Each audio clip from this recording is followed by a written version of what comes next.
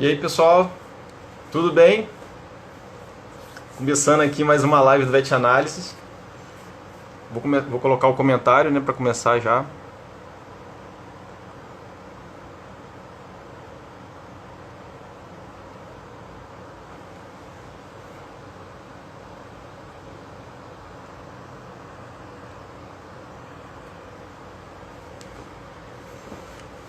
Tudo bem, gente? Eu sou o Fabrício. Muito prazer. A gente já deve ter né, se conhecido por telefone. Muitas vezes a gente conversa lá no laboratório, né? Aí todo mundo entrando. Aí a galera. E Nairo, tudo bem? Oi, Alexandre. Ó, é minha primeira vez, hein, gente? Tô começando a me habituar aqui com a ferramenta. Bom, e aqui a hora, na verdade essa hora é a hora que vocês podem ajudar aí a divulgar, né, mais ainda a live, né, fazer contato com WhatsApp, com alguém. Ó, tá, vai começar lá a live do VET Análise. A gente vai falar sobre hiperadreno hoje, o desafio do diagnóstico, né? Então vamos entrar todo mundo. Oi Carla, tudo bem? Muito legal. Bom, vamos esperar mais um pouquinho, né, para o pessoal ir entrando. E tô vendo aqui os comentários. E hoje a gente vai falar sobre esses desafios no hiperadreno, né? Na verdade vai ser um bate-papo. Vai ser um bate-papo. Oi, Salia! Um bate-papo, e para isso a gente chamou, né, um convidado especial que vai ajudar a gente aí na conversa, né? Uma pessoa entendida do assunto. Ele vai acabar, daqui a pouco ele deve me chamar para aceitar o convite, para entrar na conversa, né? Enquanto isso a gente vai aqui se apresentando, né? Eu sou Fabrício, sou médico veterinário formado lá pela UF, também tenho pós-graduação na UF, né, o mestrado. Sou sócio fundador do VET Análise junto com o Alexandre e com a Carla. A gente já está lá desde o começo, né, trabalhando para a melhoria da qualidade dos exames laboratoriais em veterinária. Desde sempre na frente lá desde o começo, atuando diretamente lá dentro do laboratório, nas análises propriamente ditas. Hoje, com certeza, junto aos patologistas que trabalham lá com a gente. Estou vendo alguns aí entrando para a live. Estou vendo aqui que o Rodrigo ainda não entrou. Eu sou, além de sócio fundador, eu também sou responsável técnico pelo laboratório, né? Então a gente lida diretamente lá com todos os processos. E eu estou nessa live hoje porque, na verdade, a gente sempre se divide, né, nas tarefas lá dentro do laboratório, e eu fiquei mais responsável pela essa área de endocrinologia, né, que a gente já começou a trabalhar, implementou isso já há bastante tempo, né. E aí, lógico, como tudo que entra no laboratório a gente senta junto para conhecer, aprender a técnica, pôr a mão na massa mesmo para poder garantir o melhor resultado para quem manda o exame para a gente, né? Então, de lá para cá, a gente já estudei bastante coisa, né, em relação a endócrino, mas longe da experiência, né, do nosso convidado que vai entrar aí, para a gente poder debater com ele, conversar mesmo de uma forma bem prática, né, sobre as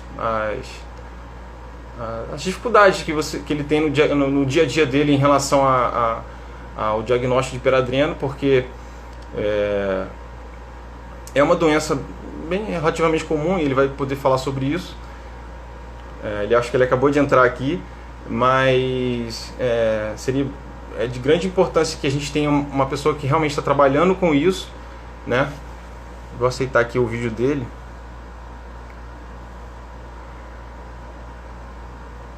Aqui.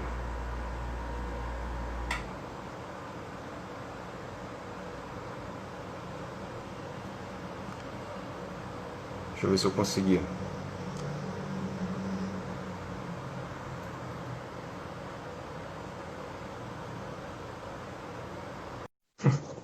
Vamos ver se ele vai entrar direitinho. Aí, ele entrando, a gente apresento ele. Oi, Rodrigo! E aí, Fabrício, tudo bom? Tudo bem? Tudo tranquilo? Tá me ouvindo bem? Tô te ouvindo bem, você tá me ouvindo? Tá ótimo, tô gostando. Pessoal, todo mundo também tá ouvindo a gente bem? Eu acredito que sim, tá todo mundo comentando. Tá ótimo. E aí, Rodrigo, tudo bem? Eu tava aqui já começando tô começando aqui nas lives, né? Então me rapaz, apresentei. o pior é que eu não... na verdade, tava esperando, porque geralmente o Instagram mostra pra gente, né? Quando é que a live tá iniciando. E não tava entrando no meu, eu falei, meu Deus, alguma coisa tá de esquisito. Aí eu entrei no perfil de vocês e vi que já tava ao vivo. Eu falei, meu Deus, eu tô saindo um ótimo brasileiro. Não, que isso. Aí eu tava aqui falando, já me apresentando, né? Eu falei que muita gente, às vezes, me conhece pelo telefone, mas a gente não costuma, às vezes, se ver presencialmente, né? Falei sobre a história do laboratório, o quanto tempo que a gente já está lá trabalhando, né? Dedicado a liberar exames de qualidade para o pessoal de veterinária, né? Então eu falei que eu acabei entrando mais de frente nessa área de endócrino lá no laboratório a partir do momento que a gente adquiriu o aparelho para começar a fazer lá, por luminescência. E a gente começa a estudar, né? Lógico. Até para poder ter um embasamento e saber se realmente é um exame de qualidade. A gente estuda, chama assessoria científica justamente para poder entender o melhor possível do assunto para poder primeiro ter confiança no que está fazendo e depois para poder também conversar com quem precisar, né, em relação ao assunto. E, lógico, nunca vou chegar na experiência de uma pessoa que está em clínica e por isso mesmo a gente convidou você para estar aqui, né, que a gente já conhece já de longa data, trabalha mandando exame para a gente lá e está diretamente ligado a essa área de endócrino, né. Então, gente, eu vou apresentar o Rodrigo. Esse é o Rodrigo Brum. Ele é médico veterinário. O endócrino, não o cardio. Um cara.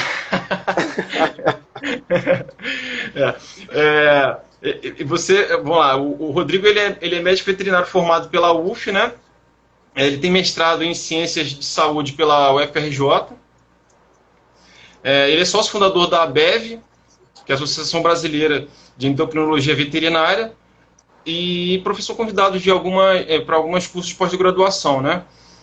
E já tem aí uma grande experiência em relação a esses casos de hiperadreno, que é nosso tópico de hoje, né, na nossa conversa. Buscar um bate-papo mesmo, né? A gente já combinou anteriormente algumas perguntas que facilitam o andar da conversa, né? E direcionar o assunto, porque realmente é um assunto muito, muito vasto, né? E se a gente abrir demais, a gente acaba falando muito e... Não tem live que termine. Exatamente. Então, muito obrigado desde já a sua presença, a sua disponibilidade para estar aqui com a gente para conversar sobre isso, né? E passar da sua experiência clínica, né? Em relação ao diagnóstico de hiperadreno canino, que é uma doença relativamente comum, né? Mas vamos começar as perguntas, né? Não sei se você quer fazer alguma colocação antes. Primeiro, só falar, Fabrício, que assim, a Carla, quando me fez o convite, eu não poderia dizer outra resposta a não ser sim. Vetanálise é um laboratório que a gente leva, né? A gente brinca e diz que a gente precisa ter um patologista de estimação, né? A gente tem alguns. Precisa ter um laboratório de estimação também, e o meu, sem dúvida alguma, é o Vetanálise. Não é Legal. Só pela competência de vocês, mas pelo trabalho que vocês desenvolvem junto aos clínicos. Conheço o trabalho de vocês a longa data, né? Período lá de Marquesa de Santos e tudo mais, acompanhei todo esse processo.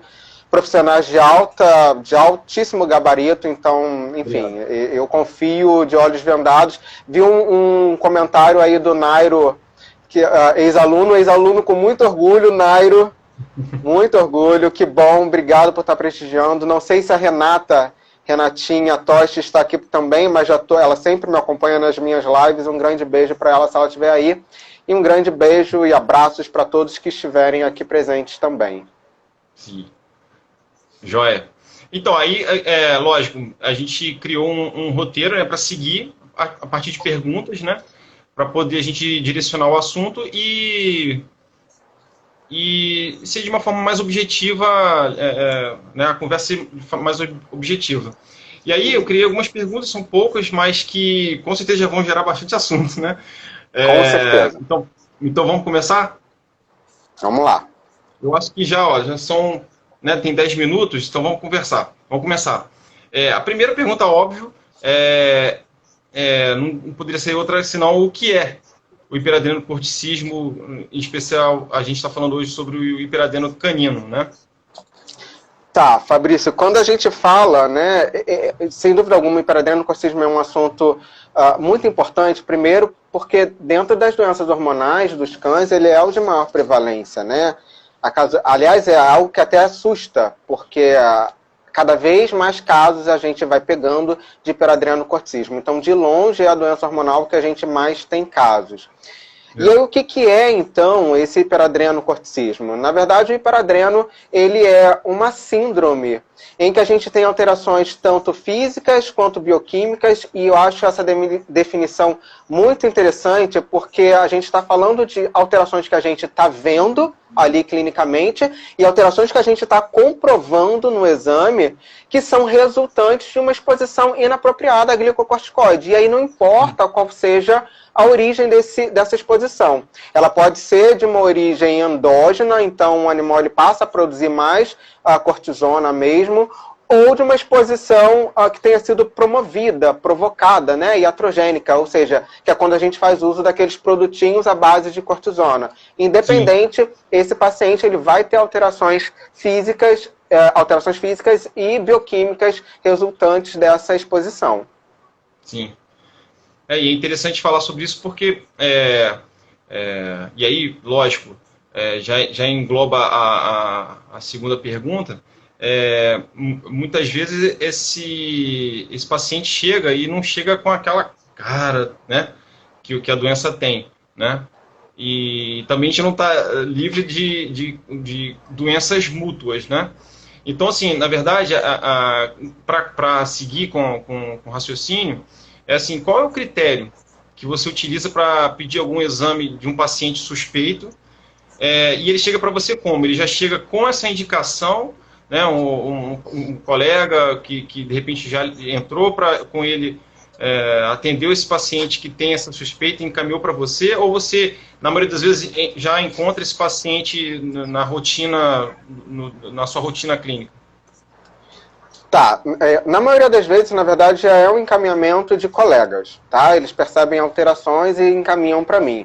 Mas é óbvio, né, que a gente, nem tudo é feito somente de hiperadrenocorticismo. Então tem outras doenças hormonais que muitas das vezes chamam a atenção. Por exemplo, se a gente está falando de um paciente diabético que sofra de uma dificuldade de controle glicêmico, então a gente precisa começar a pensar se não está acontecendo hiperadrenocorticismo aí que esteja promovendo uma resistência insulínica.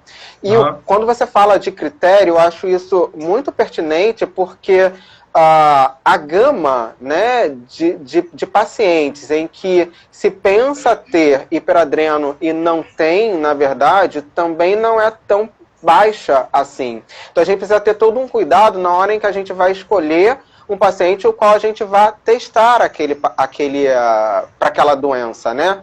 Então, quem é geralmente esse paciente que eu viso investigar a função adrenal dele?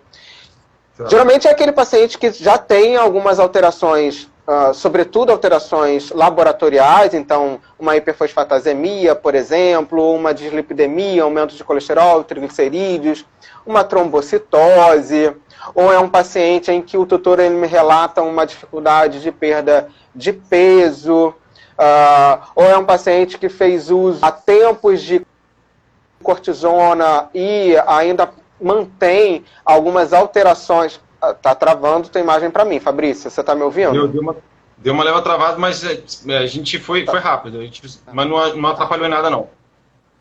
Então, que tenha feito uso de cortisona há algum tempo e, de repente, ele começa a exibir algumas sintomatologias de quando ele fazia uso dessa mesma medicação, sendo que no momento ele já não faz mais. Então, a gente tem um desafio aí, hoje em dia, quando você fala dos pacientes mais novos, né? Que são esses os que, na verdade, dão para a gente um maior trabalho, porque nem sempre ele chega à exuberância de sintomas, né? E às vezes os sintomas são mais sutis e muitas das vezes você precisa cavucar a sintomatologia, extrair o sintoma do tutor. Porque às vezes o tutor te fala, você pergunta, como é que é a ingestão de água? Ah, eu acho que é normal. E daqui a pouco ele fala, não, eu acho que ele está bebendo muita água. Então você precisa elaborar... Às vezes, né? É muito subjetivo e você precisa elaborar todo o seu histórico de maneira a tentar ou comprovar aquilo ou descartar absolutamente. E muitas das vezes o tutor vai para você com sintomas, na verdade, outros, que não é aquilo que te chama tanta atenção e você precisa procurar para saber se esse animal tem. E mais, hoje, por exemplo, eu atendi um paciente em que a tutora nitidamente estava muito desconfortável em saber se o animal dela era positivo para hiperadrena ou não. Na verdade, ela queria que não fosse positivo para a doença.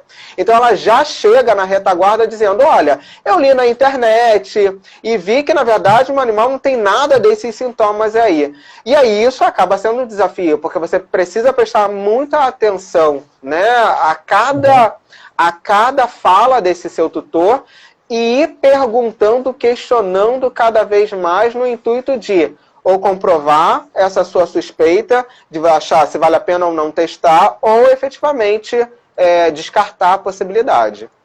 Sim. E quando você fala de muitas vezes o animal não ter aquela cara, né, quer dizer, aquela clínica escancarada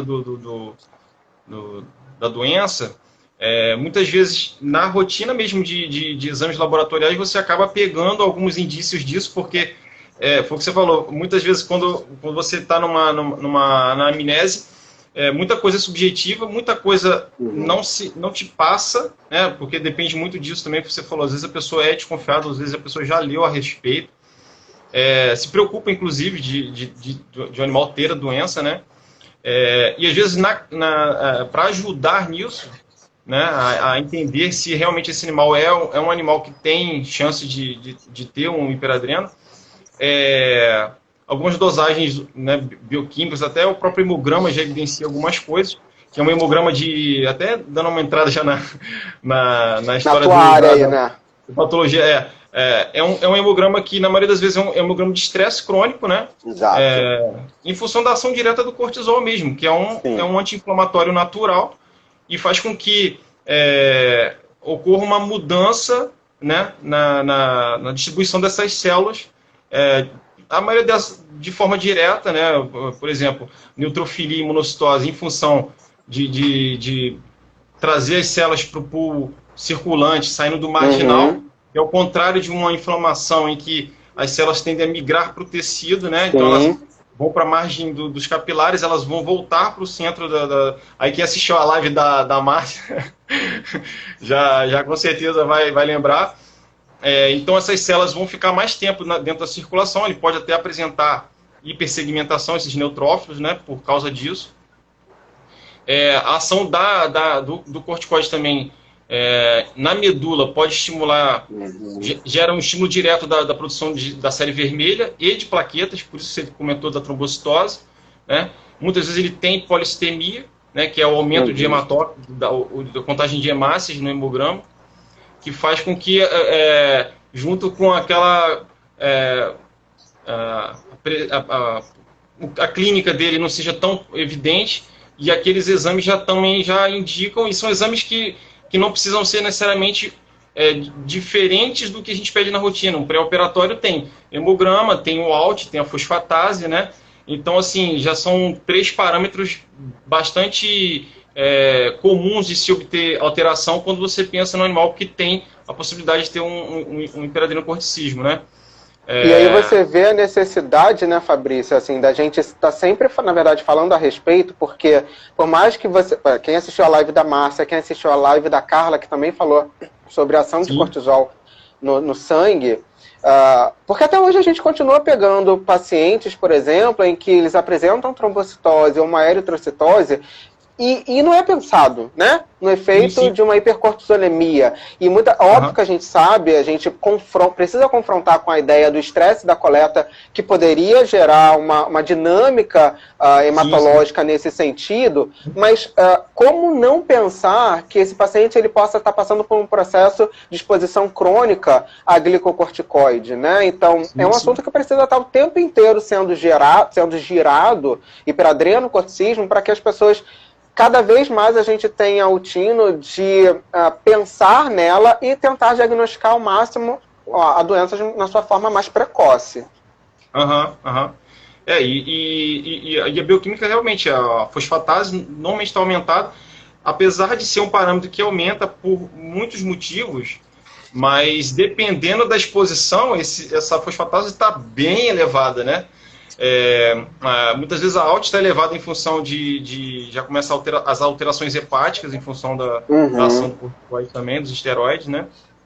Colesterol, como você já falou, e a glicemia também, porque a ação do corticoide induz o aumento da glicose sanguínea, né? Desde a resistência à insulina, né? Aumento da resistência à insulina, assim como a própria alteração metabólica de geração de glicose, mesmo o animal não estando em jejum, por exemplo, né? Aquela gliconeogênese que a gente fala, gliconeogênese hepática. Exatamente, né? exatamente. O organismo começa a produzir, produzir glicose, não porque não tem estoque de glicose, né? Ele usa a via de não carboidratos para a produção de glicose. E aí começa a ter aquelas alterações clínicas que a gente acaba percebendo ao longo do tempo da exposição a esse excesso dos esteroides, né? De uma maneira geral. Exatamente isso. Então, é mais um motivo para a gente ficar de olho nesses pacientes que apresentem essas alterações. Eu sempre digo que, óbvio, né, não são alterações patognomônicas da doença, né?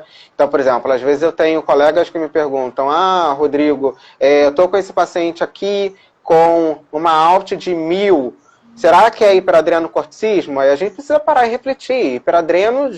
Hipercortisolemia geralmente não induz um aumento tão expressivo assim da ALT, ela induz muito mais fosfatase na prática. Sim, sim. Então, será que não tem alguma outra coisa acontecendo? Então, óbvio que a gente sabe que nem tudo é hiperadreno, mas a hipercortisolemia ela vai favorecer algumas sinalizações no sangue que a gente precisa estar atento a elas, né? Para justamente não deixar passar e não deixar, de repente, lá na frente, como você coloca, a questão a promoção de resistência insulínica que os glicocorticoides fazem, né? Então, se eu estou me deparando com um paciente com uma glicemia de 100 e eu, particularmente, já sou um pouco estressado com a questão glicêmica. Paciente meu em que eu tenho uma glicemia já acima de 110 já começa a me dar uma certa inquietude. Então, se eu tenho um paciente com 120, 115, 130, peraí, vamos parar e vamos dar uma analisada melhor nesse paciente e saber se não tem alguma coisa aí acontecendo. Não é simplesmente deixar passar aquilo, é acompanhar para saber se não tem alguma coisa ali que esteja promovendo um início de resistência insulínica já, né? Para ficar atento a essas alterações. Sim, sim. Tá, e aí vamos seguir, né? E aí com essa indicação, muitas vezes o animal chega para você já encaminhado por algum colega, né, que já percebeu uma suspeita da doença, né? E aí a próxima pergunta é a seguinte: qual exame pedir? Depende de cada caso. Hoje a gente ouve muito falar da supressão por dexa, baixa dose, né? Dexametasona, baixa dose, e o teste de estimulação por ACTH. Né? Como é que você utiliza dessas ferramentas à medida que o paciente chega para você? Né? Então, qual deles você pede, em que situação? Tá, então isso funciona basicamente assim. Eu vou contar uma historinha. Antigamente o que a gente tinha, né, o conceito era o seguinte: ok, você tem então o seu paciente com suspeita de hiperadrenocorticismo. A partir daqui, o que a gente faz? Que metodologia a gente escolhe? Então a literatura falava muito num binômio que é muito esquecido muitas das vezes, pelos clínicos ou por alguns colegas, que diz respeito à especificidade e sensibilidade de um teste, né, de uma metodologia. Isso é extremamente importante. Então, a primeira coisa que você precisava definir era qual é a tua estratégia aí, nesse paciente? Você quer comprovar a doença ou você é um paciente que, na verdade, você acha que não tem a doença e você quer descartar essa doença? E isso vai de encontro a você escolher uma metodologia que seja ou mais sensível ou mais específica. E, para isso, você precisa conhecer conceito, né? Você precisa saber que a sensibilidade é o potencial que o método tem de confirmar no exame positivo os pacientes que efetivamente sejam positivos mesmo. Enquanto a especificidade, ela vai dizer o seguinte, olha, é o potencial que aquele exame tem de demonstrar com exame negativo que aquele paciente sadio, de fato, não tem a doença. Então, se eu tenho um paciente que tem toda a clínica dessa minha doença, e, na verdade, o que eu só quero é comprovar, não, olha, eu realmente acredito que ele tenha, então eu vou fazer uso de uma metodologia, beijos. Eu vou fazer uso de uma metodologia que vai me comprovar aquilo, né, a minha teoria. Agora, se eu pego um paciente, por exemplo, em que, na verdade, eu não acho que ele seja positivo para a doença, eu acho que tenham outros fatores envolvidos. Então eu quero comprovar que ele seja um paciente rígido, saudável. Então eu quero um resultado francamente negativo. Então eu vou optar pela especificidade, um método que me garanta uma maior especificidade. E a gente trabalhava nesse sentido. E aí a gente tinha que a supressão é um método que confere uma maior sensibilidade, e a estimulação é um método que confere uma maior especificidade. É importante dizer que nenhuma das metodologias são 100% eficazes, nem 100% sensível, nem 100% específica. Aí, eis que chega 2011 e vem um importante pesquisador da endocrinologia veterinária, que é o Cheng Lo, e ele divulga um estudo extenso que, na verdade, ele diz o seguinte, olha só, a gente está em pleno século XXI, meus amados. Não estou tendo nem mais roupa para ficar discutindo, debatendo com vocês essa questão de especificidade e sensibilidade, simplesmente porque ela não funciona mais no perfil dos pacientes que a gente tem hoje. Porque isso funcionava bastante quando a gente tinha aquele paciente clássico, aquele paciente de livro, né? Ou seja, aquele paciente... A gente não pega nem mais paciente alopécico hoje em dia. Então, se chegava pra gente um paciente alopécico, um abdômen muito abaulado, ou rarefação pilosa, ou atrofia de musculatura intensa, que você reconhecia a milha de distância que ele era um hiperadreno, esse paciente, esse conceito ele é aplicável, né? Sensibilidade, especificidade. Mas hoje, Fabrício, a gente está cada vez mais identificando esses pacientes de forma mais precoce. Então, isso é um conceito que já não está cabendo mais. E o Shen vem falar exatamente sobre isso. E aí, em 2012, a gente corta para 2012, quando o Akvin lança o seu consenso. E ele fala o seguinte... Então, a gente tem algumas metodologias diagnósticas para vocês identificarem um paciente positivo. E quais são elas? Você pode fazer uso de um teste de supressão, o teste de estimulação, e eles ainda citam a razão cortisol creatina urinária.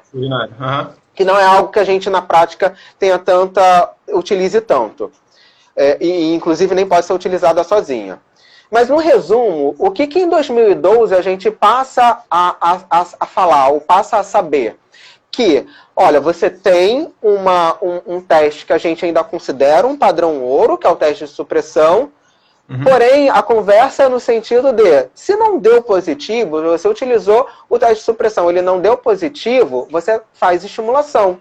Se você optou pelo de estimulação, ele não deu positivo, mas você ainda acha que o seu paciente ele seja positivo, então você faz uso, lança a mão do teste de supressão. Então, na prática, qualquer um dos testes está válido. O que eu preconizo utilizar, na grande maioria das vezes, é o teste de supressão. Não positivou, e eu ainda acho que esse paciente ele seja positivo, é o teste de estimulação. Salvo algumas exceções, né, algumas situações em que a supressão ele não é bem-vindo, né? Então, se é um paciente que tenha feito uso de glicocorticoide, você não vai tentar suprimir essa glândula, você vai estimular para saber qual que é a resposta. Se é um paciente que tenha feito uso de faça uso, aliás, de fenobarbital, o que a literatura diz pra gente é, olha, preconiza tentar não suprimir, faça uso da estimulação. Sim, sim. E esse critério, foi o que você falou, nenhum desses testes ele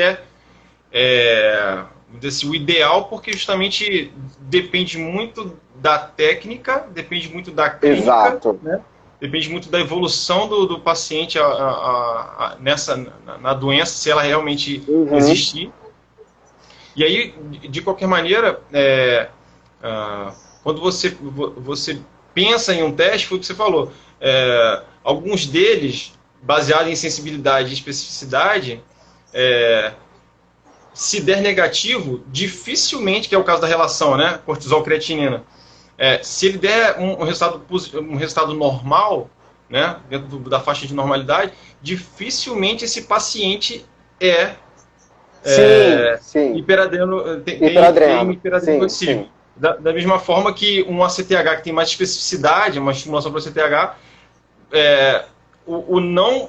a resposta de um estímulo alto, né, que é o caso de confirmação, se ele não acontece, você não pode descartar a doença.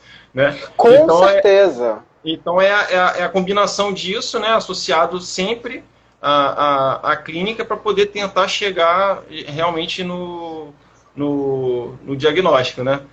Exatamente. Então, e é muito... Não, pode. Posso continuar? Não, exatamente isso. Pode continuar. Então vamos lá. E aí baseado nesses critérios, né, a gente pergunta o seguinte, hoje em dia, né, a gente tem lá as ferramentas para dosagem desses exames, e a gente tem dois métodos principais que são radioimunoensaio e quimiluminescência, né? E aí qual a sua experiência em relação a pedir esse exame por rádio ou por quimiluminescência? Tá, essa é uma pergunta importante, porque durante muito tempo a quimiluminescência ela foi uma metodologia um pouco colocada de lado, né? A gente tinha algumas dificuldades em referências, e hoje, na verdade, ela vira o cisne, o grande cisne nos trabalhos, né? Ela de patinho feio vira grande cisne. Eu sempre, quando converso com os colegas a respeito sobre metodologia, Fabrício, é importante que a gente deixe claro que existem algumas metodologias que são empregadas. O que você precisa pautar aí é se essas metodologias, primeiro, elas estão validadas. E segundo, qual que é, na sua fase analítica, no que você faz uso, né? Qual é a marca, qual é o equipamento, enfim, isso é muito importante. Está validado esse uso ou não? Porque é bem... eu acredito muito que em algum momento, por conta da questão ambiental, isso eu sempre falo, em algum momento a gente vai precisar fazer uso de quimiluminescência, inclusive para exames de tireoide, que é algo que eu ainda não gosto muito. Mas a gente vai precisar fazer uso até disso para tireoide também. E se a gente for recorrer, por exemplo, a grandes personalidades da endocrinologia, grandes pesquisadores lá de fora, a doutora Paty Latam, por exemplo, quando ela esteve recentemente aqui no Congresso da Anclivepa, a metodologia que ela faz rotineiramente nos Estados Unidos para tireoide é quimiluminescência, né? Então é algo que a gente vai precisar em algum momento confrontar. Cortisol, durante algum tempo, preconizou-se muito fazer o uso do radioimunoensaio, que é uma boa técnica, obviamente, sem dúvida, tá? Sem dúvida. Porém, primeiro ponto, né? A maioria dos trabalhos hoje já citam como metodologia a quimiluminescência. Então, o primeiro ponto que a gente precisa pensar é por que a gente não faz uso da quimiluminescência se a gente tem validação desse método por pessoas que estão produzindo nesse sentido, né? Sim. Se essas pessoas estão dizendo que está tudo bem você utilizar, então está mais do que claro. A questão é, qual é o tipo de ensaio, qual é o tipo de equipamento que você está utilizando aí, né? Então, por exemplo, a gente sabe que o Imolite da Siemens é o que a gente preconiza como, né, como validado aí para dosar cortisol na quimiluminescência. Aí a gente tem o 1000, a gente tem o 2000, não importa. Esse é o tipo de metodologia dentro da quimiluminescência de marca que a gente utiliza. Então, se você está fazendo uso desse equipamento, está tudo certo. Eu estou vendo aqui a mensagem do Thiago. Eu mandei para ele um trabalho que era exatamente o que eu ia citar agora. A Jericó, em 2002, a Jericó, que é a nossa diva da endocrinologia brasileira, em 2002 ela lança um trabalho que compara metodologias radioimunoensaio, enzima imunoensaio, fluorométrico e fluorescência. E o que ela percebe é que, por exemplo, enzima imunoensaio, fluorométrico e radioimunoensaio estão no mesmo patamar, né? Então são duas metodologias muito boas. Então não dá para a gente ficar... eu acho, a meu ver, não cabe mais tanto essa discussão de será que só o radioimunoensaio é que é eficaz? Se você vai na literatura e você utiliza, e você percebe a utilização de outros meios, desde que o laboratório que você esteja trabalhando faça uso dessa metodologia, então está tudo bem. Quimiluminescência hoje é o que eu mais preconizo trabalhar nos ensaios de cortisol, e é o que eu mais faço uso. É claro, alguns locais eu ainda utilizo radioimunoensaio, mas a vasta maioria dos meus resultados são por quimiluminescência. Sim, é o que você falou. Concordo plenamente. A gente tem duas técnicas que são indiscutíveis em relação à capacidade, né, de doseamento do cortisol, né? E a gente vê, na verdade, quando VET-análise, né, quando a gente começou a pensar, vamos começar a fazer exames hormonais, quais serão eles e de que forma vamos fazer, né? É lógico que de cara a gente já pensa em técnicas consagradas, né? E foi o que você falou, quando a gente já tem um aparelho que já está consagrado o seu funcionamento, né? E a sua técnica, que é de excelência, assim, porque assim, a Siemens ela realmente não brinca, né, quando lida com análise. Então, assim, a gente realmente fica impressionado, até pelo tempo que eles já têm de mercado, esses aparelhos, né? Eles já trazem, desde de quando lançaram, uma metodologia que, assim, a gente se impressiona um pouco, até com aparelhos mais modernos de outras áreas, né? Porque a gente praticamente não põe a mão, né? Eles são altamente automatizados, né? Funcionam de forma muito objetiva, você não tem muita complicação na hora da manipulação, de uma maneira geral, seja das amostras e dos reagentes, né? E das unidades que a gente faz o teste. E aí tem algumas vantagens da quimiluminescência, que é o que a gente faz, que aí, assim, o custo é menor, e assim, duas coisas que a gente lá que está diretamente envolvido, né, na área, a gente percebe o seguinte: primeiro, o volume de amostra é muito pequeno, a gente consegue dosar mesmo em pacientes que são pequenos, que às vezes a gente sabe que a obtenção de amostra é dificultada, né? Às vezes o animal que já tem, dependendo da clínica, também já é difícil pegar um bom vaso, conseguir uma quantidade boa de amostra. E assim, aí, um volume pequeno, né? A rapidez com que esse resultado sai, né? E sem você colocar a mão, quer dizer, uma técnica muito automatizada, ela, vamos dizer assim, elimina muito as possibilidades externas de problema em dosagem, né? Na dosagem em si. Então, assim, dá muita segurança para a gente, quando a gente começou a estudar e trouxe assessoria científica, dá muita segurança no que a gente faz, né? Quando dosa cortisol lá no laboratório. Porque a gente vê na prática, e lógico, conversando com os clínicos, quando mandam essas amostras com essas suspeitas, a gente vê claramente a a qualidade com que a gente ajuda, né, na maioria das vezes, no resultado. E também, indiretamente, quando a gente pensa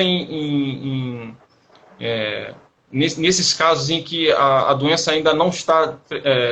que o teste não foi bem definido, não ajudou muito no diagnóstico, a gente ainda tem o seguinte, que à medida que a veterinária trabalha com esses aparelhos, né, a gente percebe cada vez mais uma preocupação dessas marcas em fornecer qualidade para os exames veterinários, porque é uma área que cresce muito, né? A cada ano cresce mais.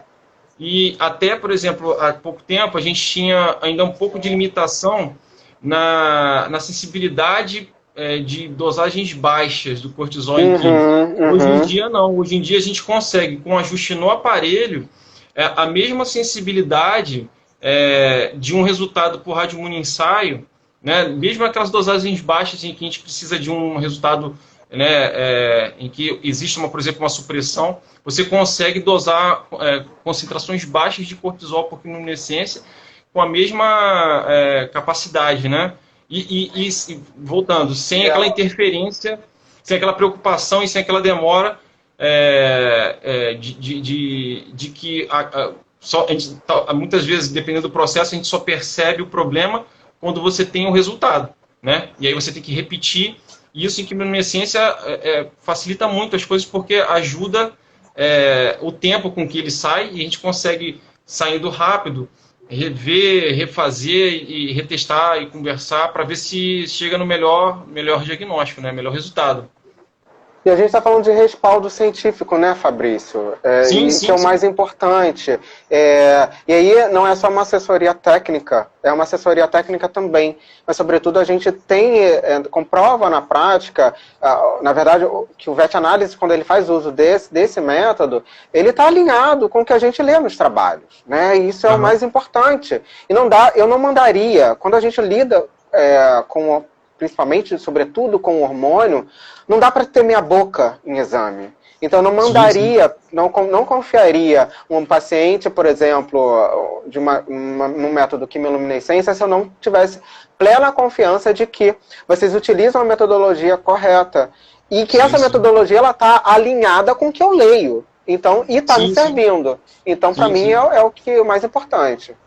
E isso a gente extrapola até para outros exames, por exemplo, de bioquímica, que muitas vezes o kit é humano, né?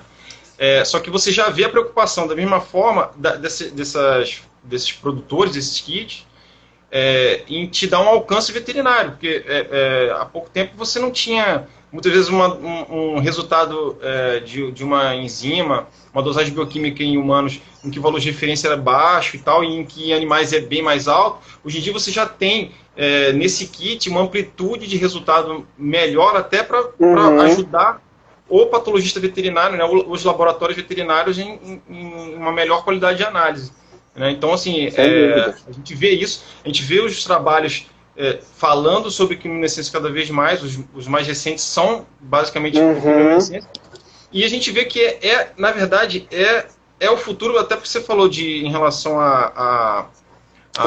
meio ambiente. A produção de substância tóxica, porque na verdade, sim, a quimiluminescência é uma técnica imunológica, né? O princípio da técnica imunológica, e tem uma reação antígeno-anticorpo que produz, no final da reação, uma intensidade luminosa que é proporcional ao que a gente está dosando, né?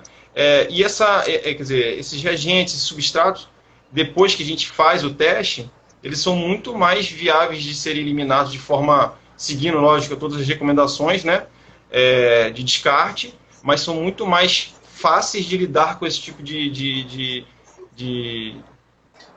final de reação, né, em relação às outras técnicas. E a gente vê também isso em humano, né? A medicina humana, basicamente, para dosagem hormonal, usa a quimiluminescência, que na verdade, o futuro já está aí no mercado há bastante tempo. Em veterinária, o que acontece em veterinária muito é a preocupação foi o que você justamente falou, da comprovação, né? Da certeza de que aquele teste daquela marca tem um bom resultado, gera bons resultados para a nossa área, né? Sim, claro. E eu acho que a tendência vai ser exatamente essa mesmo, Fabrício. A gente cada vez mais utilizar a quimiluminescência, começar a ficar menos dependente do rádio imunoensaio. Existem métodos, por exemplo, se você, você consegue potencializar, por exemplo, um método fluorométrico quando você faz uso de enzima imunoensaio, um uso de enzima, por exemplo, então você potencializa resultado. De alguma maneira, a gente vai começar a se adequar a alguns padrões e facilitar a utilização dessas técnicas. Entendi. Com certeza isso aí é o caminho e a gente tem que estar sempre antenado nele, né, e buscar o melhor respaldo para a nossa área para poder ajudar. Porque a gente, na verdade, como patologista, a gente sempre procura isso, né? E lá no laboratório a gente tem realmente essa preocupação, não só eu, Alexandre e Carla, mas a gente passa essa filosofia para todo mundo que trabalha com a gente, que é justamente nunca esquecer de que do outro lado do e-mail ou do telefonema tem um colega que precisa de cada vez mais qualidade de resultado, de assessoria se precisar, né? Repetir se precisar, inclusive, para poder chegar no melhor auxílio que seja possível, né? Sem dúvidas. Então vamos lá, vamos seguir. Deixa eu ver o horário. Ainda faltam 15, aí dependendo se precisar estender um pouquinho, a gente encerra e começa de novo. Mas já está assim, tá bem encaminhado. Vamos lá. Aí, entrando naquele assunto que você já comentou, até para a gente não se estender muito, nos desafios do diagnóstico propriamente dito, a gente já conversou, né? Porque hoje em dia já não chega mais aquele paciente com aquela sintomatologia clássica, né? E você tem muito, quer dizer, os animais invariavelmente têm uma sobrevida maior hoje em dia, até pela nossa área, pelo nosso trabalho, né, clínico, no prolongamento dessa vida desses animais. E lógico, você tem algumas doenças associadas até ao mesmo tipo de vida que um proprietário leva, um tutor leva, o animal acaba sofrendo com isso, né? Algumas doenças endócrinas, outras doenças que não endócrinas, só uma obesidade já pode atrapalhar bastante, né, a situação. E aí, na sua experiência, em relação ao diagnóstico propriamente dito, é fácil, difícil, depende dessas outras alterações, desses outros achados?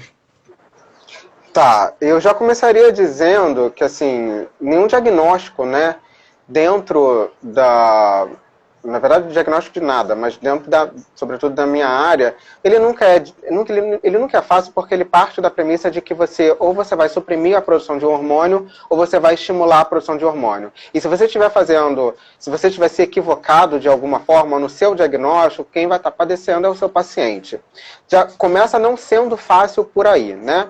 E aí entra essa outra questão. Não é fácil também, porque hoje me preocupa, Fabrício, a quantidade de pacientes que a gente vem diagnosticando para hiperadreno. E obviamente que eu me questiono, esses pacientes, eles efetivamente são positivos mesmo para hiperadreno? Porque hiperadreno parece que está dando em pé de árvore, né? É muito gama de paciente testando positivo. E a gente começa a se questionar, e eu acho que é um trabalho que a gente precisa fazer, será que realmente eles estão positivos mesmo? Será que tem alguma outra interferência? Por exemplo, quando a gente lê, a gente vai performar um teste diagnóstico, pela literatura, por exemplo, um paciente com alteração em vesícula biliar, uma mucocele, uma lama biliar, sequer faria teste de avaliação de função adrenal. Porque a gente parte da premissa que aquela alteração gera um estresse sistêmico e eu posso ter um resultado falseado. E aí você precisa lidar com duas ansiedades. A sua própria, porque você quer tirar o animal daquele quadro, né? Ao mesmo tempo você lida com a ansiedade do tutor também te cobrando, né? Eles morrem, por exemplo. Quer ver coisa pior? É quando eu pego o paciente dermatopata em tratamento. Hoje, por exemplo, foi mais um dia em que a gente pega. E aí, quando é um paciente que está bem controlado com uma cortisona da vida, e você precisa saber se ele tem hiperadreno ou não. Só que você só consegue fazer isso se você testar esse paciente, ou pelo menos de uma forma mais efetiva, se você testa esse paciente sem estar fazendo uso de corticoide. E se você para o corticoide nesse paciente, ele piora a sua sintomatologia e piora a qualidade de vida. Então, nunca é fácil, porque você está lidando, você precisa saber quem é esse, qual é o perfil desse teu paciente, né? Se ele está fazendo uso de alguma substância que possa comprometer a tua técnica, e nem sempre, na verdade, esse tutor ele vai te dizer, nos mínimos detalhes, quais foram as medicações que ele fez uso. Às vezes, ontem ele fez uso de uma pomadinha à base de cortisona, de alguma coisa para o ouvido. A clássica, né? Alguma coisa à base de cortisona para o ouvido e você não está nem sabendo. Exatamente. E se você não insiste no questionamento, você continua sem saber. E isso vai interferir no seu exame. Ou então, quer ver desafio maior? Vai trabalhar com um paciente que faça uso de um fenobarbital. É desesperador, porque você não sabe se o resultado que você chegou é um resultado efetivamente positivo ou não, de fato, né? E aí isso tudo confere uma certa dúvida na hora de você traçar o teu diagnóstico. Ou se tem alguma doença não adrenal que você não tenha identificado, que é um outro receio que a gente tem. Será que tem um paciente com síndrome poliúria polidipsia? Mas essa síndrome poliúria polidipsia que vai ter que entrar, por exemplo, no meu diagnóstico diferencial para hiperadreno corticismo, mas será que está vindo do cortisol mesmo? Ou será que ele tem alguma outra doença que promova a síndrome e ao mesmo tempo gere um estresse sistêmico que vai dar um resultado positivo? Ao mesmo tempo, tem também de sobressalto aqueles outros profissionais que te encaminham pacientes que estão num quadro muito intenso, de uma comorbidade muito intensa, e que querem que você resolva um problema. E você precisa dizer, não é o momento de você testar agora, e você frustrar essa pessoa, você frustra o profissional que te indica, você frustra o tutor e diz, então, não posso testar. Mas a adrenal dele está aumentada. Eu sei, mas eu não posso testar nesse momento. Eu sequer posso tratar ainda que ele fosse positivo. E mais, né, meu amigo? Tem aqueles pacientes que têm aumento de adrenal e você performa um teste de supressão, ele dá negativo. Aí não satisfeito, não. Aí eu vou partir para um teste de estimulação porque eu tenho certeza que vai dar positivo. Que nada, ele dá negativo também.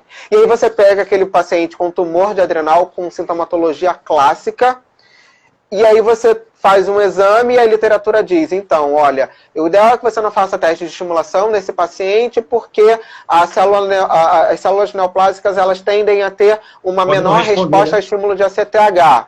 Ok, então você parte para o teste de supressão, e aí ele dá negativo. E aí você faz o quê, sabe? Ou mesmo que você faça um teste de estimulação, bom, vamos tentar. Vai que, de repente, um hormônio adrenal sexual esteja sendo produzido em excesso e dá negativo. E o paciente está demonstrando de forma clara que ele está intoxicado por cortisol. E você faz o quê? Então nunca é fácil você chegar a um diagnóstico de hiperadreno. E você fica se perguntando, e quando você diagnostica, sobretudo nesses pacientes, ainda tem esses, né? Que já chegam para você ver, não tem menor cara de hiperadreno, e você tem um resultado positivo porque o clínico resolveu fazer. Aliás, isso é algo que eu sempre falo, às vezes, alguns colegas clínicos, Rô, então, eu estou com esse paciente aqui, que está com a fosfatase aumentada, e eu acho que é hiperadreno, e que exame eu faço? Eu falo, não faz exame. Deixa que eu decido que exame que a gente vai fazer. Porque às vezes quando o clínico opta por fazer, pode não ser o melhor momento, principalmente quando se é um profissional que não esteja, obviamente, por exemplo, eu trabalho com alguns clínicos que trabalham com endocrinologia, já estão acostumados com a lida da endocrinologia há muito tempo. Sim. Então, são pessoas com potencial maior de saber se aquele paciente ele pode testar ou não. Mas, às vezes, o clínico, para tentar resolver o problema do cliente, ele acaba testando. Ou então é aquela coisa, olha, eu estou com um paciente para você, mas se der positivo no exame, eu te encaminho. Não, me encaminha logo. Ou deixa que eu determine se ele é positivo ou não. Exatamente, porque o resultado ele pode dar um falso positivo e eu tenho que lidar com a frustração de um tutor de dizer para ele, olha, então, eu não tenho sintoma, eu não vou tratar. Sabe, você precisa colocar o teu na reta de encarar a situação e dizer, eu não vou tratar, você firmar a tua posição e dizer, eu não vou tratar, por conta disso, disso e disso. Então, nunca é fácil o diagnóstico de hiperadreno. Sim, sim. E a gente pensa nisso, quando a gente fala em resultados, seja de dosagens hormonais, assim como de bioquímicas, muita gente lança a mão, por exemplo, da fosfatase alcalina total e frações, né? Que é um exame que... Tem um ranço, já te adianto que tem um ranço. E divide as frações da fosfatase. Aquilo tem que olhar, quer dizer, o resultado em si não tem, assim, nunca, até já entrando já na orientação de patologista, nunca deve ser feito pensando em diagnóstico de nada, né? A ideia do teste é, numa investigação de um animal que tem uma fosfatase persistentemente, numa rotina clínica de fosfatase aumentada, entender que tipo de fosfatase é essa, né? Mas mesmo baseado nessa pergunta, quando a gente tem lá o resultado, ele tem que ser muito bem interpretado, porque existem situações em que realmente a fração induzida por glicocorticoide, porque na verdade a gente divide em induzida por glicocorticoide, hepática e óssea, né? Em canino. Uhum. E aí, assim, muitas vezes a induzida por glicocorticoide muitas vezes, né? Não a maioria das vezes.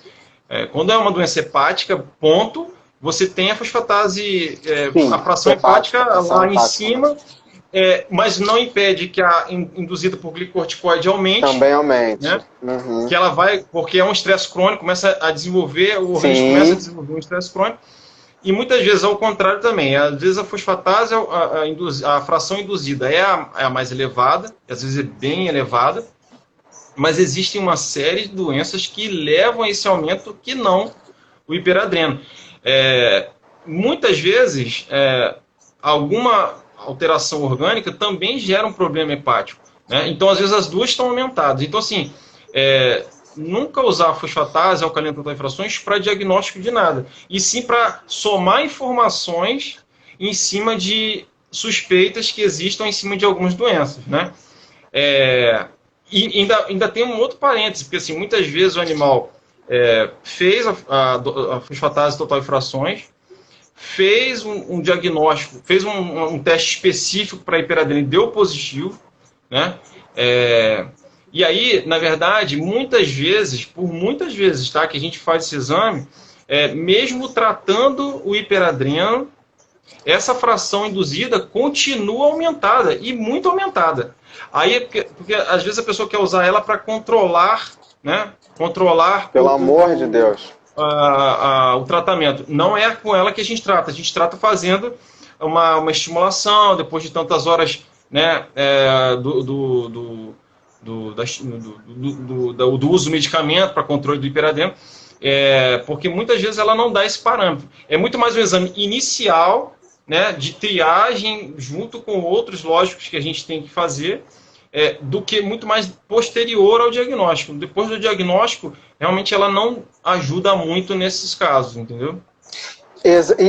O que você está colocando é importantíssimo, muita coisa. Eu queria que um holofote holofote não, aquele troço que faz berrar para muitos clínicos, que eu queria que essa mensagem chegasse para uma boa parcela de clínicos. Porque é exatamente isso, Fabrício. E aí a gente precisa lidar também, né, por exemplo, quando eu entro no consultório e vou atender um paciente que já tenha alterações de fosfatase, da fosfatase induzida por glicocorticoide, por esteroide, eu já faço uma sessão de divã ali com o meu tutor, com o meu cliente, porque ele vai, seguramente, eles são píssicos, muitos deles, e querem ficar fazendo acompanhamento com a fosfatase. Eu preciso dizer para eles que não. E entra exatamente o que você falou, quer dizer, você precisa saber que, por exemplo, o fenobarbital ele vai aumentar a fração induzida por esteroide. Você precisa saber que neoplasia elas vão fazer isso também. Você precisa saber que doenças hepatobiliares elas podem fazer isso também. Esse crônico ele pode fazer isso também. Então, na verdade, isso vai ser um sinalizador, mas ele não vai ser um determinante do que você está vendo ali. E entra o que você falou, a gente precisa saber interpretar exatamente aquilo. E não tomar aquilo como regra, como norte, né, do nosso tratamento. Muita gente faz por triagem, mas triagem para tudo, na verdade, né? Muita gente deixa de pedir a fosfatase total para poder pedir com frações, já para poder já entender a dinâmica. Muitas vezes dá normal, tudo normal, mas já é uma triagem que a pessoa faz pensando em algum problema posterior, ou que ele não está vendo, né, necessariamente. Rodrigo, deixa eu só, vamos interromper um pouquinho, porque tem pouquinha coisa para terminar e tá dando já, faltando 30 segundos. Eu vou encerrar e a gente volta. Pessoal, não vão embora não, tá acabando já, tá? Ninguém me abandona aqui não, gente, por favor. Não vem não. Então eu vou encerrar e a gente volta em seguida já para poder finalizar esse assunto, tá bom?